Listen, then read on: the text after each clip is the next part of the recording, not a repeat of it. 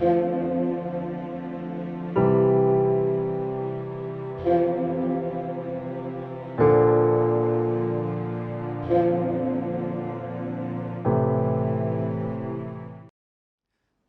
پاک میں سے ہمارے لیے آج کی تلاوت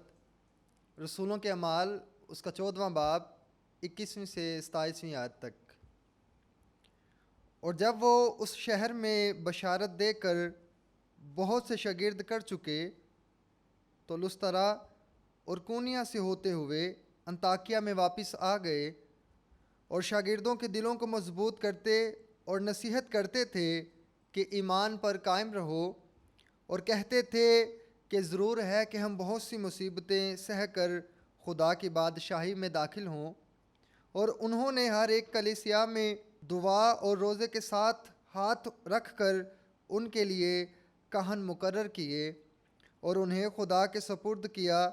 جس پر وہ ایمان لائے تھے، اور پسیدیا سے ہوتے ہوئے پفولیا میں پہنچے اور پرجا میں خدا کا کلام سنا کر اطالیہ کو گئے، اور وہاں سے جہاز پر انطاکیہ میں آئے جہاں اس کلام کے لیے خدا کے فضل کے سپرد کیے گئے تھے جو انہوں نے اب مکمل کیا۔ اور پہنچ کر انہوں نے کلیسیا کو جمع کیا